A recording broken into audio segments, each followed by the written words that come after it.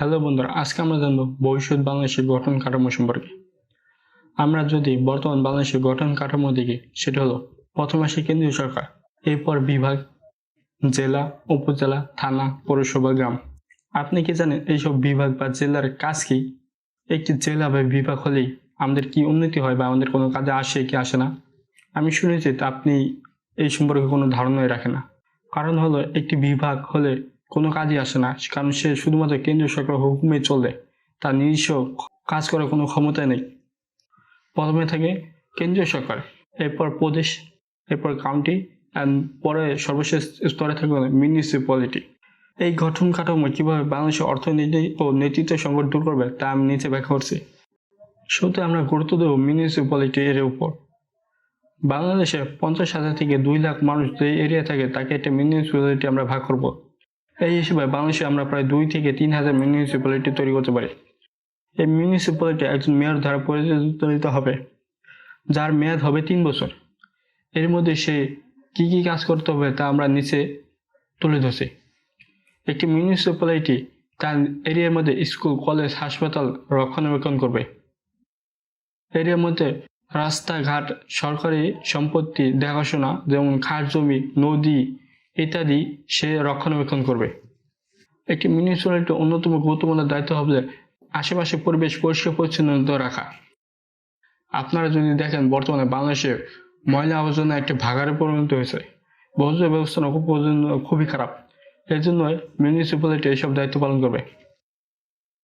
আর আমরা যদি মিউনিসিপ্যালিটি আয়ের উৎসটা দেখি, সেটা হবে মিউনিসিপ্যালিটি নগর রক্ষণাবেক্ষণ এবং বাড়িঘর ময়লা আবর্জনা পরিষ্কার করার জন্য সে প্রায় 50 থেকে 200 টাকা পর্যন্ত চার্জ করতে পারবে এক একটি বাড়িকে। সরকার যে ভ্যাট পায়, এর 15% মিউনিসিপ্যালিটি পাবে। সরকারি সম্পত্তি, যেমন কেউ খাস জমি ব্যবহার করে কোনো একটি কাজ করলো, এর জন্য সে নির্দিষ্ট পরিমাণ ট্যাক্স পায় মিউনিসিপ্যালিটি। আর এখানে মিউনিসিপ্যালিটি যে সকল মেয়র খুবই ভালো কাজ করবে তাদেরকে র্যাঙ্কিং করা হবে। এই র্যাঙ্কিংয়ে যারা খুবই ভালো কাজ করবে তাদেরকে পরবর্তী সময়ে আমরা কাউন্টি পর্যায়ে উন্নীত করব। কারণ আপনি যদি একজন ব্যক্তিকে সারাজীবন বলতে পারেন সে শুধুমাত্র মিউনিসিপ্যালিটিতে কাজ করবে, তাহলে তার মধ্যে কোনো অনুপ্রেরণা থাকবে না কাজ করার জন্য। আপনি যখন তাকে বলবেন তুমি যদি কাজ করো প্রমোশন পাবা, তাহলেই সে দেখবেন ভালো কাজ করবে। এর দ্বিতীয় ধাপ আছে কাউন্টি।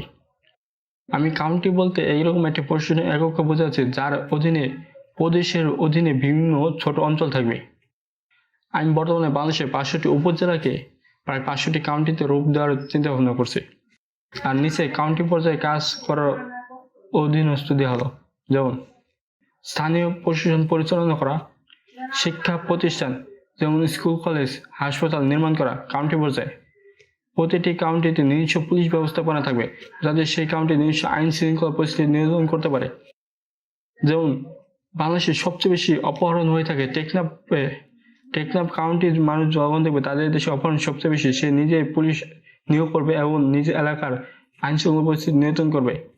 এখানে কোনো একটি ঢাকার ঘটনা ঘটলেও সেটা টেকনাফের সাথে জড়িত হবে না। ঢাকার ঘটনা ঢাকা কাউন্টি পুলিশ অফিসারই ঠিক করবে। কাউন্টির উপরে থাকবে প্রদেশ।